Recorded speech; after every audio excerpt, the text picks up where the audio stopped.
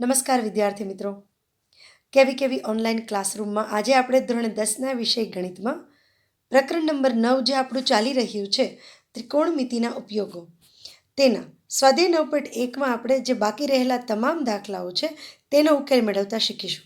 આજે આપણે ચોથા વિડીયો લેક્ચરમાં એટલે કે આ પ્રકરણના ચોથા લેક્ચરમાં આપણે પ્રશ્ન નંબર 13 થી 16 તમામ પ્રશ્નોનો ઉકેલ મેળવીશું. વિદ્યાર્થી મિત્રો, આ પહેલાંના કુલ 3 લેક્ચરમાં આપણે સ્વાધ્યાય 9.1ના જ પ્રશ્ન નંબર 1 થી 12નો ઉકેલ મેળવતા શીખ્યા છીએ. તો તેના પ્રેક્ટિસ અને રિવિઝન માટે હું એ ત્રણેય લેક્ચરની લિંક ડિસ્ક્રિપ્શન બોક્સમાં આપી દઈશ, જેથી તમે તેમાંથી રિવિઝન કરી શકો છો. તો ચાલો આ પ્રકરણનો ચોથો અને છેલ્લો લેક્ચર શરૂ કરીએ ક્વેશ્ચન નંબર 13થી. સ્વાધ્યાય 9.1માં ક્વેશ્ચન નંબર 13 કંઈક આવો છે: દરિયાની સપાટીથી 75 મીટર ઊંચી દીવાદાંડી પર અવલોકન કરતા, એટલે કે દરિયાની સપાટીથી 75 મીટર ઊંચી એક દીવાદાંડી પરથી અવલોકન કરતા દરિયામાં રહેલા બે વહાણના અવક્ષેદ કોણના માપ 30 અંશ અને 45 અંશ માલુમ પડે છે. જો એક વહાણ બીજાની બરાબર પાછળ હોય અને બંને વહાણ દીવાદાંડીની એક બાજુ પર આવેલા હોય તો બંને વહાણ વચ્ચેનું અંતર શોધો. હવે જો અહીંયા તમને દરિયાની સપાટીથી, એટલે આપણે જો અહીંયા દરિયાની સપાટી સમજીએ અને આ 75 મીટર ઊંચી એક દીવાદાંડી છે, તો અહીંયાથી આપણે અવલોકન કરવાનું છે. હવે જો અહીંયાથી આપણે અવલોકન કરીએ તો ખાસ સમજો, આપણે ઉપરથી નીચેની તરફ જોવાનું છે, અહીંયાથી અવલોકન કરવાનું છે. તો પહેલાં તો આ થશે ક્ષૈતિજ કિરણ. હવે એક વહાણને જોતા જો અહીંયા 30 અંશનો ઉત્સેદ કોણ છે તો એ 30 અંશ આપણે ડાયરેક્ટ અહીંયા લખી શકીશું નહીં, પહેલાં લખાશે અહીંયા, રાઈટ. જો આ ક્ષૈતિજ કિરણ છે, આ દ્રષ્ટિ કિરણ છે, તો ઉત્સેદ કોણ રચાય અહીંયા.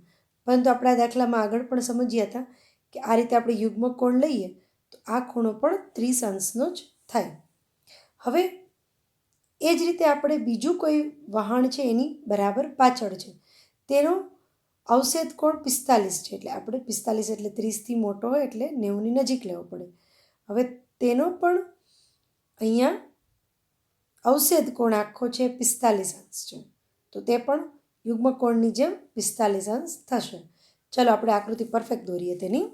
જો આ રીતે આ જે એ છે બિંદુ, તે દીવાદાંડીની જે સપાટી ઉપરની સપાટી છે જ્યાંથી અવલોકન કરવાનું છે તે, તો આ થશે ક્ષૈતિજ કિરણ, રાઈટ. હવે કોઈ એક વહાણ, ધારો કે ડી વહાણ છે, તેનું અવલોકન અહીંયા એ બિંદુથી કરતા તો આ થશે 30 અંશ અહીંયા અવક્ષેદ કોણ. પરંતુ આ યુગ્મ કોણ આપણે લાસ્ટ લેક્ચરમાં પણ શીખ્યા હતા, આ રીતે યુગ્મ કોણ બને એટલે 30 અંશ અહીંયા પણ એ જ બનશે, બંને ખૂણાઓ સમાન થશે. હવે એવી રીતે બીજું વહાણ સી અહીંયા છે, સી બિંદુ પાસે, તેનું અવલોકન જો આ ક્ષૈતિજ કિરણ છે, અહીંયાથી અવલોકન કરતાં આ જે ખૂણો છે એ 45 અંશનું છે, તો આ પણ આ રીતે યુગ્મ કોણ, આ અવક્ષેદ કોણ અહીંયા બને, પરંતુ યુગ્મ કોણનો કન્સેપ્ટ યુઝ કરીએ એટલે આ થઈ ગયો પણ 45 અંશ, રાઈટ. હવે આપણને દીવાદાંડીની ઊંચાઈ 75 મીટર આપેલી છે. આપણે બે વહાણ વચ્ચેનું અંતર એટલે સીડી શોધવાનું છે. તો આપણી પાસે અહીંયા બે કાટકોણ ત્રિકોણ છે. જો પહેલાં તો કાટકોણ ત્રિકોણ ABC અને બીજો કાટકોણ ત્રિકોણ છે ABD, રાઈટ. તો હવે જો આપણે પહેલાં તો યુગ્મ કોણ બતાવીશું, કારણ કે અવક્ષેદ કોણ અહીંયા બને, તે પરથી આપણે યુગ્મ કોણ અહીંયા લખવા પડે, બતાવવું પડે આપણે ગણતરીમાં. ત્યારબાદ આપણે બંને ત્રિકોણમાં વારાફરીથી ત્રિકોણ ABC અને ત્રિકોણ ABDમાં આપણને ખ્યાલ છે કે જો આપણે આ બાજુ મેળવવાની છે, આ બાજુ આપેલી છે, તો સામેની બાજુ આપેલી હોય અને પાસેની બાજુ મેળવવી હોય, બંને ત્રિકોણમાં એ જ કન્સેપ્ટ થશે. સામેની બાજુ આપેલી છે, પાસેની બાજુ શોધવાની છે, તો આપણે બંને ત્રિકોણમાં ટેનનો જ ઉપયોગ કરીશું. તો પહેલાં તો આપણે બધી માહિતી લખવી પડે. AB = દીવાદાંડી છે, C અને D એ દીવાદાંડીથી એક જ તરફ આવેલા બે વહાણ છે. પ્રશ્ન ખાસ સમજો, એક જ તરફ છે એટલે આપણે આકૃતિ એ રીતે દોરવાની. હવે AB = 75 મીટર, ખૂણો B 90, બંને ત્રિકોણનો કોમન એંગલ છે. હવે EAD એટલે ખાસ જોજો, EAD એટલે આ ખૂણો થયો, અવક્ષેપ કોણ આપેલો છે 30 અંશ, એટલે EAD 30 અંશ થાય, પરંતુ ખૂણો EAD અને ADB યુગ્મકોણની જોડ થાય, એટલે ADB ખૂણો પણ કેટલા અંશનો થશે? 30 અંશનો, રાઈટ. એ જ રીતે આપણે બીજો ખૂણો લખીએ, ખૂણો EAC, એટલે આ અવક્ષેપ કોણ કેટલા અંશનો છે? 45 અંશનો. હવે આપણે અહીંયા પણ યુગ્મકોણ થશે EAC અને ACB, બંને યુગ્મકોણની જોડ હોવાથી એ પણ 45 અંશનો થશે. એટલે અવક્ષેપ કોણનો દાખલો હોય એટલે આ આપણે લખવું જ પડે, તેથી આપણે ખૂણાના માપ બતાવી શકીએ ને પછી તેનો આપણે કાટકોણ ત્રિકોણમાં ઉપયોગ કરવાનો છે. ચાલો, તો આપણે પહેલાં તો આકૃતિનું વર્ણન લખ્યું અને અવક્ષેપ કોણ પરથી આપેલા જે ત્રિકોણ છે તેમાં કયો ખૂણો 45 થાય છે ને કયો ખૂણો 30 એ પણ આપણે લખ્યું.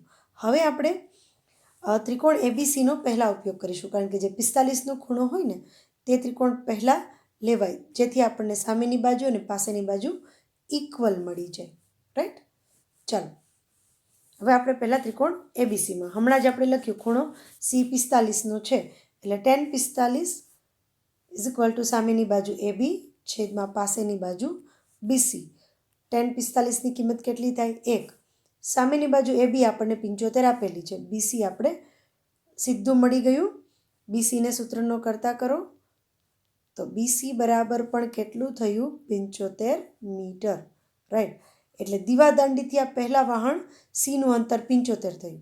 આપણો ક્વેશ્ચન છે CD, બે વહાણ વચ્ચેનું અંતર CD શોધવાનું છે. ચાલો, so BC is equal to 75 metre. હવે આપણે ત્રિકોણ કયો લેશું? મોટો ત્રિકોણ ABD. એમાં B ખૂણો કાટખૂણો અને D ખૂણો 30 અંશ છે, એટલે આપણે tan 30 સામેની બાજુ છેદમાં પાસેની બાજુ. તો સામેની બાજુ કઈ થશે? AB છેદમાં પાસેની બાજુ કઈ થશે? BD. સો tan 30. હવે અહીંયા આપણે ખાસ જોશું કે BD જે છે એ કોનો સરવાળો થાય છે? BC પ્લસ CDનો, રાઈટ. જો BD જે છે બાજુ તે BC વત્તા CDના સરવાળાથી બને છે. BCનું માપ તો આપણને મળી ગયું, રાઈટ, અને CD આપણે શોધવાનું છે. તો પહેલાં તો આપણે BD આ ફોર્મેટમાં મેળવીશું જે આપણને કિંમત આપેલી છે તે મુજબ. ચાલો, સો BD આપણે કિંમત મૂકી આ ફોર્મેટમાં, BC પ્લસ CD. હવે 1/√3 tan 30ની કિંમત, AB 75 કિંમત મૂકી દીધી, અને આપણે BD બરાબર શું મૂકી કિંમત? જે ફોર્મેટ હમણાં સમજાવ્યું તે મુજબ BC પ્લસ CD મૂકી દેવાનું. BCની કિંમત આપણી પાસે હમણાં મળી 75, એ પણ મૂકી દેશું આપણે, રાઈટ. તો BDની જગ્યાએ આપણે કિંમત મૂકી BC પ્લસ CD. હવે અહીંયા જો આપણે સમજૂતી લખવી હોય તો કૌંસમાં લખી શકો છો BD બરાબર BC પ્લસ CD. આપણે BD બરાબર કોની કિંમત મૂકી તે પણ અહીંયા બતાવી શકો છો. હવે ખાસ સાદરૂપ આપવામાં ધ્યાન આપજો. ABની કિંમત કેટલી છે? 75. BCની કિંમત પણ કેટલી છે? 75. હવે ચોકડી ગુણાકાર આપણે કરીએ તો 75 ગુણાકારમાં √3 થશે, અહીંયા ગુણાકારમાં જશે, અને આ બાજુ જશે તો 75 પ્લસ CD. આ 75ને આપણે બરાબરની આ બાજુ લઈ જશું તો 75 √3 માઇનસ 75 ઇઝ ઇક્વલ ટુ મળી જશે CD. જો થયું, ગુણાકાર કરવાથી આ બાજુ 75 પ્લસ CD ને આ બાજુ 75 ગુણાકારમાં √3. આ 75ને બરાબરની આપણે આ બાજુ લઈ જાય તો હવે જો 75 √3 minus 75 is equal two CD.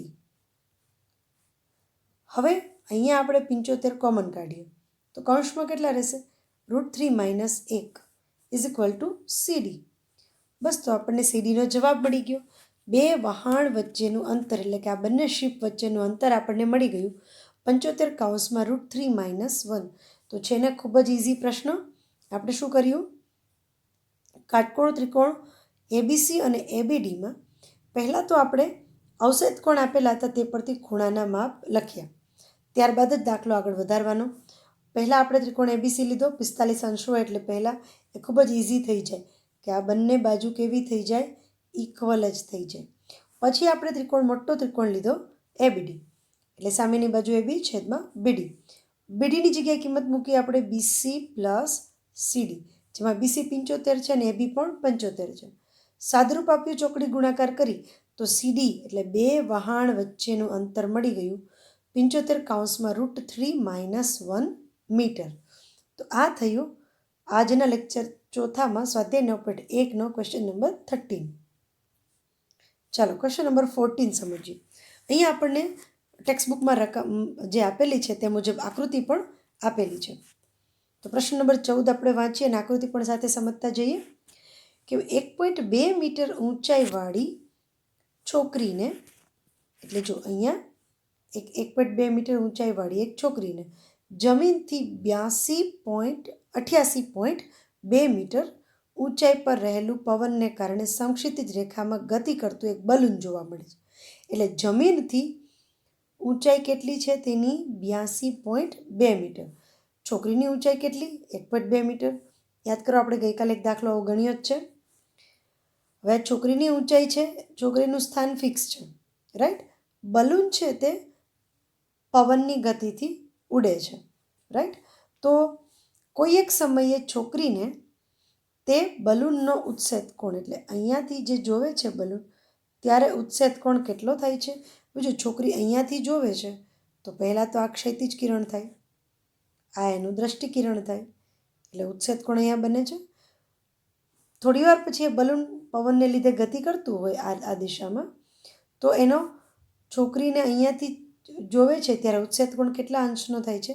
30 અંશ થાય છે. તો બલૂને કાપેલું અંતર શોધવાનું છે, કારણ કે બલૂન છોકરીથી દૂર જાય છે. રકમ ખાસ સમજજો કે કોઈ એક 1.2 મીટર ઊંચાઈવાળી છોકરી કોઈ એક જગ્યાએથી અવલોકન કરે છે. જમીનથી 88.2 મીટર ઊંચાઈ પર એક બલૂન, પેરાશૂટ આ ટાઈપનું હોય, મોટો બલૂન, તે ઉડી રહ્યું છે અને પવનની ગતિને કારણે તે કોઈ એક દિશામાં ગતિ કરે છે. હવે કોઈ એક સમયે તેનો ઉત્સેદ કોણ થાય છે 60 અંશ. પછી આ તરફ ગતિ કરે છે એટલે દૂર જાય છે, એટલે ઉત્સેદ કોણ બની જાય છે 30 અંશ. આપણે શોધવાનું છે કે આ જે અંતર કાપ્યું તેને 60 અંશનો ખૂણો બને છે, ત્યાંથી 30 અંશનો ખૂણો બન્યો, ત્યાં સુધી બલૂને કાપેલું અંતર. તો આપણે આ જે આકૃતિ પ્રેક્ટિકલ આપેલું છે તેને આપણે પરફેક્ટ કાટકોણ ત્રિકોણ દોરીશું, નામકરણ કરીશું દરેક બિંદુનું અને ત્યારબાદ આપણો દાખલો ગણીશું. આ પ્રકારનો દાખલો આપણે ગઈકાલના લેક્ચરમાં પણ અભ્યાસ કરી ચૂક્યા છીએ. ચાલો પહેલાં તો આપણે પરફેક્ટ આકૃતિ દોરીએ. જો પહેલાં બલૂનનું સ્થાન ક્યાં હતું? એ બિંદુ પર. હવે એફ છે બલૂનની સીધી ઊંચાઈ થશે. જો આ એફ કેટલું થશે? 88.2 આપણને આપેલું જ છે. બલૂન એ બિંદુથી ઉડીને બી બિંદુ પહોંચે છે ત્યારે પણ બલૂનની ઊંચાઈ BH કેટલી રહે છે? એટલે AF = BH = કેટલું છે? 88.2 મીટર. ખાસ સમજો. હવે છોકરી જે અહીંયાથી અવલોકન કરે છે સી બિંદુએથી, છોકરીની ઊંચાઈ કેટલી છે? 1.2 મીટર. હવે સી બિંદુથી એનું અવલોકન કરે છે તો એનું ક્ષૈતિજ કિરણ કયો બનશે? આ CG બનશે. તો આપણે આ ક્ષૈતિજ કિરણ ઉપરનો જે કાટકોણ ત્રિકોણ બંને છે તે ગણતરી કરવા માટે આપણે પહેલાં આખી જે લંબાઈ બલૂનની 88.2 હતી એમાંથી છોકરીની ઊંચાઈ 1.2 બાદ કરવી પડશે, રાઈટ. ચાલો, ધારો કે સમક્ષિતિજ રેખામાં ગતિ કરતું એક બલૂન પ્રારંભિક પરિસ્થિતિ એટલે કે પ્રારંભિક સ્થિતિ એની એ પરથી થોડા સમય બાદ ગતિ કરીને ઉડીને બી બિંદુ પર પહોંચે છે. તો આપણે CD, છોકરીની ઊંચાઈ 1.2 મીટર છે. DH, અહીંયા જો આ DH એટલે જમીન બતાવ જેના પર છોકરી ઊભી છે, રાઈટ. આ DH સમથળ જમીન બતાવે છે. CG એટલે છોકરીની આંખમાંથી પસાર થતી સમક્ષિતિજ રેખા. હમણાં આપણે સમજ્યા તે મુજબ જ્યાંથી અવલોકન થાય છે તેને ત્યાંથી જ આપણે એક સીધી કિરણ દોરવાનું, સમક્ષિતિજ રેખા દોરવાની. હવે જો આપણે AE લંબ આ રીતે દોરીશું. જો CG એટલે એ બિંદુ ક્યાં આવે? CG રેખાખંડ પર, રાઈટ. ચાલો તેથી ખૂણો E90 થશે, કારણ કે લંબ દોર્યું તો ખૂણો આ ત્રિકોણ AEC જે બને છે તેમાં ઈ ખૂણો કેટલાનો થશે? 90 અંશનો થશે. અને આપણે GH ખાસ સમજજો. હવે જો અહીંયા આ GH, આ રીતે બધાના પહેલાં નામ આપી દેવાનું. આ એક પાતળો લંબચોરસ બને છે કે જેમાં CD = EF = GH, ત્રણેય સમાન થાય એટલે 1.2 થશે. પાતળો લંબચોરસ બને છે એટલે જો CG એટલો જ EF એટલો જ CD, 1.2 મીટર. અને અહીંયા ખાસ જમીનનું બલનથી ઊંચાઈ કેટલી છે? 88.2, તો એટલો જ AF થશે. તો AF અને BH બંને કેટલા થશે? 88.2. એટલે આ ડેટા ખાસ મહત્ત્વનો છે, કારણ કે આપણે ભૂલથી પણ દાખલો જો અહીંયાથી ના ગણાઈ જવો જોઈએ. કારણ કે છોકરી જ્યાંથી અવલોકન કરે છે તો છોકરીની ઊંચાઈ છે ટોટલ બલૂનની ઊંચાઈમાંથી પહેલાં બાદ કરશું, તો જ આપણને ક્ષૈતિજ કિરણ ઉપરનો જે કાટકોણ ત્રિકોણ બને છે તે પરથી આપણને આ પરફેક્ટ માહિતી મળશે. ચાલો હવે પહેલાં આપણે ત્રિકોણ AEC લઈએ. AECમાં ખૂણો કેટલાનો છે? E90નો છે અને C ખૂણો છે 60 અંશ. અહીંયા પણ આપણે કર્ણનું કોઈ કામ નથી, આપણે સામેની બાજુ અને પાસેની બાજુ જ જોઈએ છે. તો આપણે tan જ યુઝ કરીશું.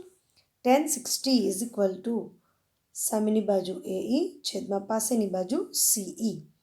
હવે AEની કિંમત કઈ રીતે મળશે? જો AE આપણે મેળવવો છે તો આપણે આખા AFમાંથી EF બાદ કરી નાખશું, રાઈટ? તો જો પહેલાં લખીશું AE બરાબર શું લખ્યું આપણે?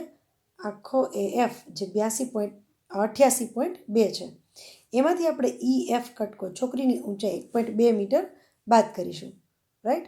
સો ખાસ લખજો અહીંયા કૌંસમાં રીઝન કરીને. AE બરાબર આપણે કોની બાદબાકી કરી છે? AF આખો રેખાખંડ એમાંથી EF રેખાખંડની બાદબાકી આપણે કરી છે, રાઈટ? દાખલો ગણતા જાઓ ત્યારે એક સ્ટેપ પરફેક્ટ લખતા જજો, રીઝન પણ લખતા જજો જ્યાં જરૂર લાગે ત્યાં, એટલે આપણને ખ્યાલ આવે. હવે આપણે કિંમત મૂકી દીધી અને આ જે AE અને BGની કિંમત છે પહેલાં પણ તમે મેળવી શકો છો અને પછી ડાયરેક્ટ ત્રિકોણમાં જે આપણે ગણતરી કરતા હોય ત્યારે પણ મૂકી શકો છો, રાઈટ? AEની ગણતરી અહીંયા પહેલેથી જ બતાવી દો. AE = BG, right, = 88.2 - 1.2. આ રીતે પહેલાં પણ તમે બતાવી શકો છો. પછી ડાયરેક્ટ અહીંયા આ પ્રક્રિયા ન કરી અને ડાયરેક્ટ AEની કિંમત મૂકી શકાય છે. તો 88.2 - 1.2 છેદમાં CE. tan 60ની કિંમત √3 બાદબાકી કરો, કેટલું આવશે? 87. 88.2 - 1.2 0, રાઈટ? 87 આન્સર મળી ગયો. હવે આપણે CEને સૂત્રનો કરતા કરો તો √3 ક્યાં આવશે? છેદમાં આવશે. CE બરાબર 87/√3. સમીકરણ કરી નાખીએ આપણે. છેદનું સમીકરણ આપણે CE મળશે જો હજી, રાઈટ? હજી આપણે શોધવાનો છે ખરેખર A થી Bનું, એટલે E આપણું થશે E થી Gનું અંતર. A થી Bનું અંતર જ આપણું E થી Gનું અંતર, રાઈટ? તો આપણે 87/√3 ઇન્ટુ ગુણાકારમાં √3 મૂકી દઈએ, કારણ કે સમીકરણ કરવાનું છે. તો 87√3 છેદમાં થશે 3, રાઈટ? 87નો ડાયરેક્ટ 3 વડે ભાગાકાર કરી નાખીએ આપણે. 29√3. જો 87√3 હતું છેદમાં 3, 3 દુ 6, 27, 9 × 3 = 27. 29√3 એટલે C થી Eનું અંતર આપણને મળ્યું 29√3. આ આપણે આન્સર રાખીશું, રાઈટ? હવે આપણે ત્રિકોણ મોટો વાપરીશું BGC. આ મોટો ત્રિકોણ, આ BGC. એમાં આપણને જે CG મળશે એમાંથી CE બાદ કરી નાખશો એટલે આપણને મળી જશે EG. ચાલો ત્રિકોણ BCG. BCGમાં ખૂણો G90, C = 30 છે. tan 30 સામેની બાજુ છેદમાં પાસેની બાજુ. સો tan 30 = BG/CG, રાઈટ? આખી બાજુ. તો બીજી બાજુ પણ કેટલી મળશે આપણને? 87 જ મળશે. આપણે હમણાં જ સમજ્યા તે મુજબ. આ BG કેવી રીતે મળશે? તો કે આખા BHમાંથી આ GHને બાદ કરવો પડે. તો એ પણ લખીએ આપણે. બીજી બરાબર શું લખ્યું? ખાસ રીઝન લખજો કૌંસમાં. બીજી is equal two BH minus GH. A direct પણ લખેલું જ છે. બાદબાકી બતાવીએ આપણે. BH આખો કેટલો છે? બલૂનની જમીનથી ઊંચાઈ 88.2 મીટર માઇનસ છોકરીની ઊંચાઈ 1.2. બાદબાકી કરીએ આપણે તો કેટલું થશે? 87. આ રીતે 87 / CG ઇઝ ઇક્વલ ટુ 1/√3. CGને સૂત્રનો કરતા કરો એટલે CG બરાબર કેટલું થશે? √3 છે એ ગુણાકારમાં જશે, રાઈટ? તો 87√3 CG આપણને મળ્યો, રાઈટ? હવે જો આખો CG મળી ગયો આપણને. હમણાં મળ્યો તો CE. તો આખા CGમાંથી CE બાદ કરી નાખીએ તો EG મળી જાય આપણને, રાઈટ? આમ આપેલ સમય દરમિયાન બલૂને કાપેલું અંતર A થી B એ જ કેટલું થશે? E થી G. તો EG બરાબર આખો CGમાંથી CE કટકો બાદ કરીએ તો 87√3 માઇનસ 29√3 બાદબાકી થશે √3 એમનેમ રહેશે 58√3. તો બલૂને કાપેલું અંતર કેટલું થશે? 58√3, રાઈટ? તો આપણે ફાઇનલ આન્સર આ રીતે લખી શકીએ કે જ્યારે ઉચ્છેદ કોણ 60 હતો ને ત્યાંથી 30 અંશ ઉચ્છેદ કોણ થાય છે બલૂનનો, તે દરમિયાન બલૂને કાપેલું અંતર બરાબર 58√3. તો આ પ્રશ્નને ખાસ સમજજો. આ રીતે આકૃતિ દોરજો પરફેક્ટ, તો જ આપણને દાખલો ફટાફટ સમજાઈ જશે. અને પહેલાં બધી જ માહિતી દાખલો શરૂ કરીએ તે પહેલાં ઉકેલમાં લખતા જવાનું, પછી ત્યારબાદ એક એક ત્રિકોણનો ઉપયોગ કરી અને ઉકેલ મેળવતા જવાનું. આ થયો ક્વેશ્ચન નંબર 14. ચાલો ક્વેશ્ચન નંબર 15 સમજીએ. સ્વાધ્યાય 9.1નો. એક સુરેખ માર્ગ ટાવર તરફ જાય છે. ટાવરની ટોચ પર રહેલી એક વ્યક્તિ ટાવર તરફ અચળ ઝડપથી આવતી એક મોટર કારના અવક્ષેપ કોણનું માપ નોંધે છે 30 અંશ. 6 સેકન્ડ પછી આ કારનો અવક્ષેપ કોણ 60 અંશ થાય છે. તો કારને ટાવર સુધી પહોંચતા કેટલો સમય લાગશે? એકદમ ઇઝી પ્રશ્ન છે, પણ ધ્યાન આપવું જરૂરી છે. કારણ કે જો આ ટાવર એવી જે છે, આપણને જે એક સુરેખ માર્ગ પર ટાવર છે, ટાવરની ઊંચાઈ આપણને આપેલી નથી. દાખલોમાં આપણે સમય શોધવાનો, અત્યાર સુધી આપણે અંતર અને ઊંચાઈ શોધતા હતા. આ પ્રશ્ન અલગ છે કારણ કે આમાં સમય શોધવાનો છે. કે ટાવરની ટોચ ઉપરથી એક વ્યક્તિ અવલોકન કરે છે તો આ એનું ક્ષૈતિજ કિરણ થઈ જશે. આ કાર અહીંયા છે C બિંદુ પાસે, ત્યારે એનો ઉચ્છેદ કોણ કેટલો છે? 30 અંશ છે, રાઈટ? ખાસ જોજો. હવે એ 30 અંશ છે આ રીતે અવક્ષેપ કોણ. આ ક્ષૈતિજ કિરણ, આ દ્રષ્ટિ કિરણ, ત્યારે એનો અવક્ષેપ કોણ કેટલો છે? 30 અંશ. કારણ કે ઉપરથી નીચે તરફ જોવે છે, ટાવરની ટોચ ઉપર બેસીને નીચે તરફ જોવે છે, એટલે શું બને? અવક્ષેપ કોણ, રાઈટ? તો આ 30 અંશ થાય તો યુગ્મ કોણ મુજબ આ પણ કેટલો થાય? 30 અંશ જ થાય. હવે 6 સેકન્ડ પછી, એટલે અંતર નથી આપ્યું, આપણને સમય આપ્યો છે. 6 સેકન્ડ પર 6 સેકન્ડ પછી તે કાર D બિંદુ પાસે જ્યારે પહોંચે છે ત્યારે અવલોકનકાર જ્યાંથી નિરીક્ષણ કરે છે, આ એનું ક્ષૈતિજ કિરણ, આ થશે દ્રષ્ટિ કિરણ, ત્યારે અવક્ષેપ કોણ કેટલો થાય છે? 60 અંશનો, રાઈટ? એટલે આપણે આ રીતે યુગ્મ કોણ લઈ અને આ ખૂણાને 60 અંશ લખવાનું. તો આપણે શોધવાનું છે હવે કારને ટાવર સુધી પહોંચતા, એટલે B બિંદુથી D બિંદુ સુધીનું અંતર શોધવાનું છે. અહીંયા ખાસ જુઓ, આપણને એક પણ ઊંચાઈ કે એક પણ અંતર આપેલો નથી. નથી ટાવરની ઊંચાઈ આપેલી, નથી બે કાર વચ્ચેનું અંતર આપેલું, કંઈ જ આપેલું નથી. આપણે ખાલી સમય આપેલો છે કે C બિંદુથી D બિંદુ પહોંચે છે ત્યારે 6 સેકન્ડ લગાડે છે. તો D બિંદુથી ટાવર સુધી પહોંચતા કેટલો સમય લે? તો આપણે જે રીતે આકૃતિ સમજ્યા અને આપણે માહિતી સમજી કે અહીંયા આપણને એક પણ ઊંચાઈ કે અંતર આપેલું નથી, આપણને માત્ર સમય આપેલો છે. સમય પરથી સમય શોધવાનો છે અને બે ખૂણા આપેલા છે. તો ચાલો, સૌથી પહેલાં AB શું છે? ટાવર છે. C એ મોટરકારનું પ્રથમ સ્થાન છે અને D એ મોટરકારનું 6 સેકન્ડ અંતર કાપ્યા પછીનું સ્થાન છે. એટલે C થી D કેટલું અંતર કાપ્યું આપણને ખ્યાલ નથી, પરંતુ માત્ર કેટલો સમય લીધેલો છે 6 સેકન્ડ તે આપેલું છે. હવે આપણે આ જ માહિતી પરથી પહેલાં તો અવષેધ કોણ જે આપેલા છે તેને યુગ્મ કોણ બતાવી અને જે ત્રિકોણ છે તેમાં ખૂણા લખીએ. ત્રિકોણ એડીબીમાં પહેલાં જો ત્રિકોણ એડીબી ખાસ સમજો. આપણે આ ત્રિકોણની વાત કરીએ છીએ, ત્રિકોણ એડીબી, રાઈટ.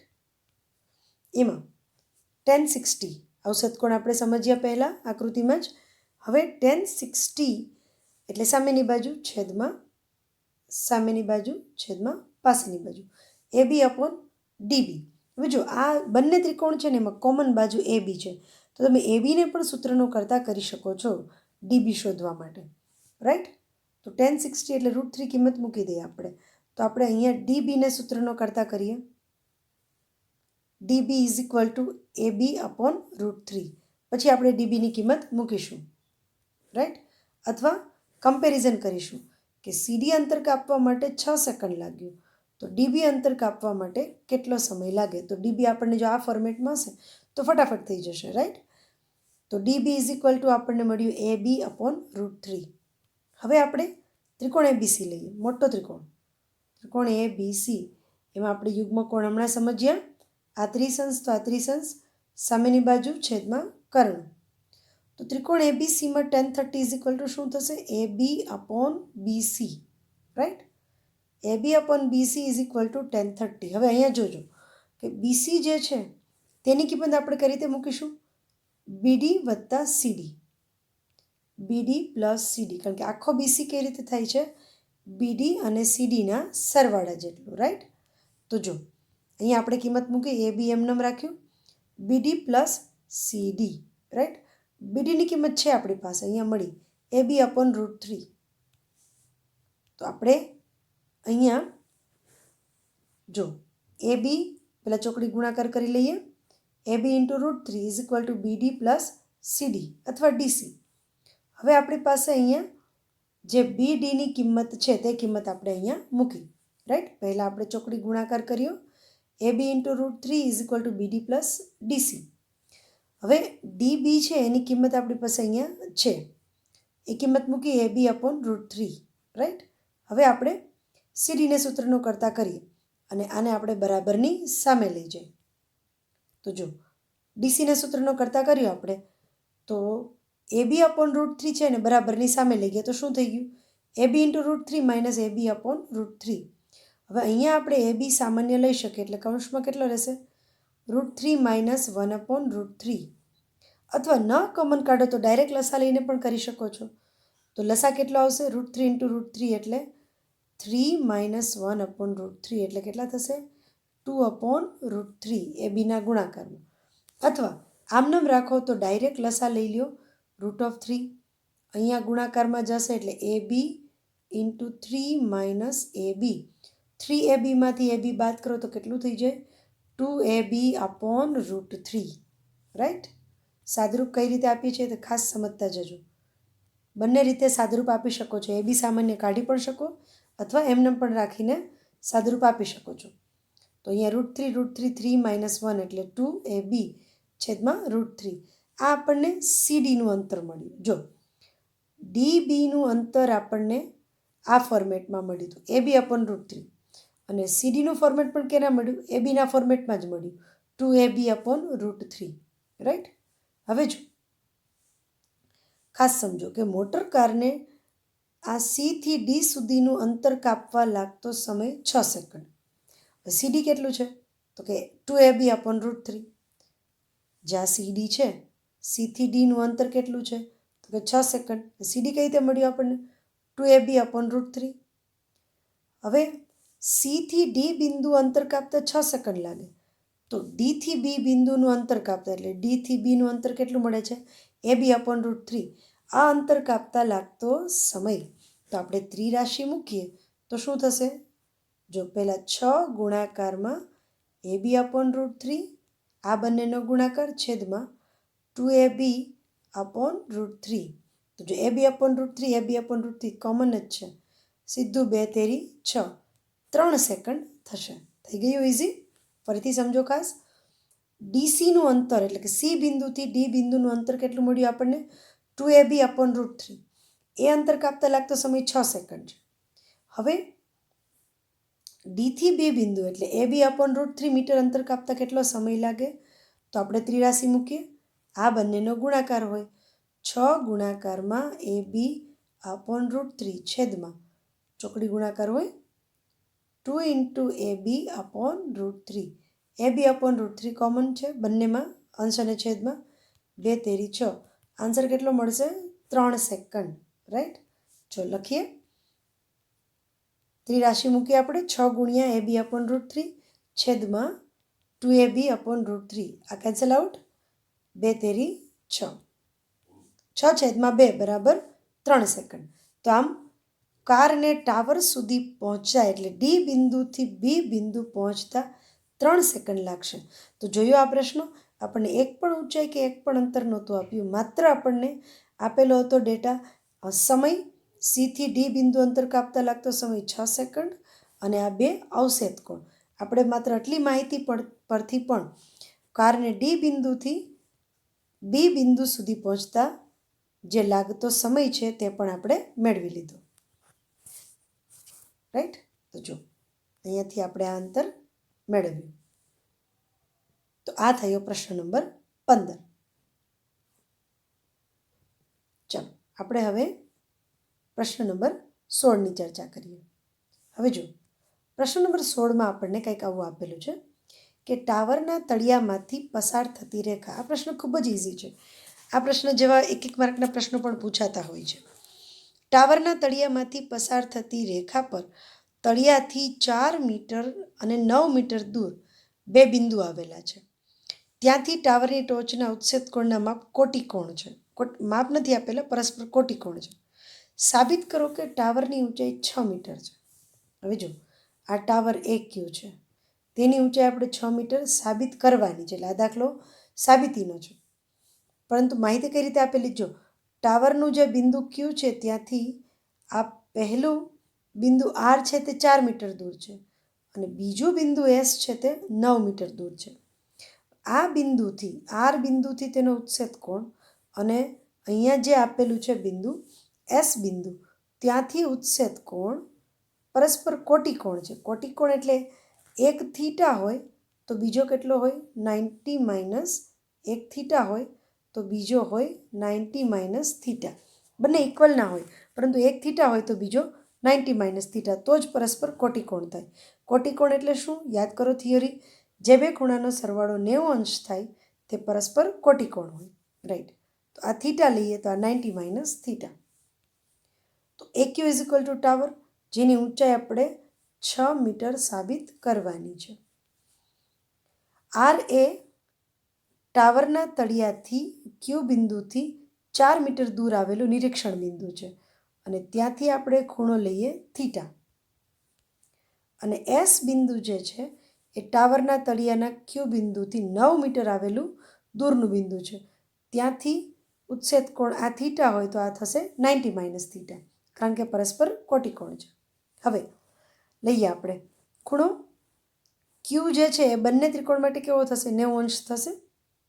હવે આપણે ત્રિકોણ AQR નાનો ત્રિકોણ લઈએ. જો આ ત્રિકોણ AQR, એમાં Q ખૂણો કેટલાનો લેશું આપણે? 90 અંશ. અને RQ કેટલું આપેલું છે? 4 મીટર. હવે આપણે તેમાં હમણાં tan થીટા જ વાપરીશું, કારણ કે આપણે કર્ણનું કામ નથી. સામેની બાજુ અને પાસેની બાજુ જ આપણે ગુણોત્તર મેળવીશું. હવે આપણે ત્રિકોણ AQSનું પણ લખી લઈએ. જો આ AQS ત્રિકોણ, રાઈટ, એમાં પણ ખૂણો Q 90 ડિગ્રી અને જે SQ લંબાઈ છે કેટલા મીટર છે? 9 મીટર છે. રાઈટ. તો આપણે ધારો કે ખૂણો R છે થીટા થાય તો ખૂણો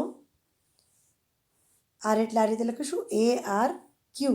એ થીટા હોય તો ASQ કેટલો થાય? કોટિકોણ હોવાથી એ થશે 90 - થીટા. આ રીતે પરફેક્ટ આકૃતિનું આપણે દોરીએ તે પરથી વર્ણન બધું લખવાનું, ખૂણાનું અને બાજુઓનું. રાઈટ. આપણે આ ખૂણાને થીટા કહો તો આ 90 - થીટા. જો આને થીટા કહી દો તો આ 90 - થીટા. એ તમે અલ્ટરનેટ લખી શકો છો કોઈ પણ. જવાબ સાચો જ મળશે. જો અહીંયા થીટા લખ્યું હશે તો એ રીતે જવાબ મળશે ગણતરીમાં, પરંતુ ફાઇનલ આન્સર તો ઇક્વલ જ રહેશે. રાઈટ. ચાલો પહેલાં આપણે ત્રિકોણ AQRમાં tan થીટા વાપરીએ. જો આપણી પાસે થીટાનું મૂલ્ય નથી એટલે ટેન થીટા આપણે એમનેમ લખવો પડે. Ten theta is equal two સામેની બાજુ એ ક્યુ છેદમાં પાસેની બાજુ આર ક્યુ. ટેન થીટા એમનેમ રાખીએ. એ ક્યુની કિંમત આપણે શોધવાની, સાબિત કરવાની છે આમ તો, એટલે આપણે આમ તો મેળવવાની જ પ્રક્રિયા છે. એ ક્યુના છેદમાં 4. આને આપણે સમીકરણ નંબર 1 એમનેમ રાખી દઈએ કારણ કે આપણી પાસે થીટાની કિંમત નથી એટલે ટેન થીટા એમનેમ રાખી શકાય. હવે ત્રિકોણ લઈએ આપણે એ ક્યુ એસ. એ ક્યુ એસમાં 1090 માઇનસ થીટા, કારણ કે થીટા શું છે 90 માઇનસ થીટા. સામેની બાજુ એ ક્યુ છેદમાં ક્યુ એસ. હવે જો 1090 માઇનસ થીટા એટલે શું થઈ જાય? કોટ થીટા. રાઈટ, આપણે પ્રકરણ નંબર 8માં ભણી ગયા. પરસ્પર કોટિકોણ ગુણોત્તરમાં ટેન અને કોટની જોડી હોય. 1090 માઇનસ થીટા એટલે કોટ થીટા અને કોટ 90 માઇનસ થીટા એટલે tan theta. So A Q upon Q S. Q S કેટલા મીટર છે? 9 મીટર. રાઈટ. હવે જો સમીકરણ 1 અને 2માં આપણે શું કરીશું? સમીકરણ 2 શું મળે આપણને? 1090 માઇનસ થીટા એટલે કોટ થીટા. એ ક્યુ અને ક્યુ એસ છેદમાં 9. 1 અને 2નો આપણે ગુણાકાર કરી નાખીએ એટલે શું થશે? જો 10 ઇન્ટુ કોટનો ગુણાકાર કેટલો થઈ જાય? 1 થઈ જાય. એટલે આપણને એ ક્યુ જલ્દી મળી જશે. રાઈટ. હવે આપણે કરીશું સમીકરણ 1 અને 2નો ગુણાકાર. Ten theta into cot theta is equal two A Q upon 4 into A Q upon 9. હવે 10 ઇન્ટુ કોટ એટલે કેટલા થઈ ગયા? 1. આ બાજુ અંશમાં ગુણાકાર એ ક્યુ સ્ક્વેર છેદમાં 4 નવા 36 થશે. તો એ ક્યુ સ્ક્વેર બરાબર ચોકડી ગુણાકાર 36 થશે. એ ક્યુ બરાબર વર્ગમૂળ 36 લઈએ આપણે તો કેટલા મળે? Plus or minus 6. બંને લખવા પડે, પરંતુ આ જે છે એ ઊંચાઈ હોવાથી માઇનસ તો હોઈ શકે નહીં એટલે પ્લસ જવાબ 6 સાબિત થઈ ગયો. જો so therefore tan theta into cot theta is equal to 1 મૂકી દીધું. એ ક્યુ સ્ક્વેર બરાબર 36 એકા 36. Right. So A Q square બરાબર 36. તો એ ક્યુ બરાબર વર્ગમૂળમાં 36 તો પ્લસ ઓર માઇનસ 6 બે જવાબ મળે. પરંતુ ટાવરની ઊંચાઈ ક્યારે ઋણ હોઈ શકે નહીં એટલે પ્લસ માઇનસ 2 જે જવાબ મળે છે તેમાંથી આ જવાબ શક્ય નથી. એટલે ટાવરની ઊંચાઈ કેટલી સાબિત થઈ ગઈ? 6 મીટર. જે આપણને આપેલું જ હતું કે સાબિત કરો કે ટાવરની ઊંચાઈ ઇઝ ઇક્વલ ટુ 6 મીટર. તો વિદ્યાર્થી મિત્રો, આ પ્રશ્ન સાબિતીનો હતો છેલ્લો. હતો એકદમ ઇઝી. કોટિકોણ હોય અને આવા કોટિકોણના નાના નાના એક માર્કના પ્રશ્નો તે પરથી કોઈ એક બાજુ મેળવવાની હોય અથવા આપેલી હોય અથવા એમસીક્યુનો પ્રશ્ન પણ બનતો હોય છે. તો આ પ્રશ્નને ખાસ ગણજો. પ્રશ્ન નંબર 16ની સાથે આપણે સ્વાધ્યાય 9.1ના 1 થી 16 તમામ દાખલાઓ આપણે આપણી યુટ્યુબ ચેનલ પર શીખી ગયા. આપણે દરેક લેક્ચરમાં કુલ 4 દાખલા શીખ્યા છીએ. એટલે 4 લેક્ચરમાં આપણું આ પ્રકરણ પણ અહીંયા પૂરું થાય છે. તો વિદ્યાર્થી મિત્રો, આજના આ 16મા લેક્ચરની સાથે આ પ્રકરણ પૂરું થાય છે અને ખૂબ જ ઇઝી દાખલા છે. તમે જોયા કે એક વાર પ્રેક્ટિસ કરશો તો પણ આવડી જાય તેવા સિમ્પલ છે. આજે આપણે ચોથા લેક્ચરમાં ટેક્સ્ટબુકનું જ ઉદાહરણ નંબર 7 ગણીશું. એટલે ટેક્સ્ટબુકમાં કુલ 7 ઉદાહરણ છે. મેં અહીંયા સ્વાધ્યાયના બધા જ દાખલા કરાવ્યા છે. હોમવર્કમાં તમને ઉદાહરણના દાખલા આપ્યા છે. આજે તમને 7મું ઉદાહરણ આપું છું, જેમાંથી માત્ર રકમ લઈ અને દાખલો જાતે ગણજો. તેથી ઉદાહરણના ટોટલ 7 દાખલા અને આપણા સ્વાધ્યાય 9.1ના 16 દાખલા. એટલે આ પ્રકરણના કુલ 16 + 7 એટલે 23 દાખલા જો પરફેક્ટ ગણી લેશો તો આ પ્રકરણના પૂરેપૂરા માર્ક્સ 4 આપણને મળી શકે છે. તો ઇઝી પ્રકરણ છે, સરળતાથી આવડી જાય એવું છે. પ્રેક્ટિસ જ જરૂરી છે. આપણી યુટ્યુબ ચેનલ પરથી પ્રેક્ટિસ કરજો. 4 લેક્ચરની લિંક પછી હું પ્લેલિસ્ટ તમને મોકલી આપીશ, જેથી તમે દરેક લેક્ચરનો સિક્વન્સમાં તમને મળી રહે. અને આ લેક્ચર ચોથાની સાથે પણ આગલા 3 લેક્ચરની લિંક પણ ડિસ્ક્રિપ્શન બોક્સમાં આપી દઈશ. તો વિદ્યાર્થી મિત્રો, આ પ્રકરણ આપણું અહીંયા પૂરું થાય છે.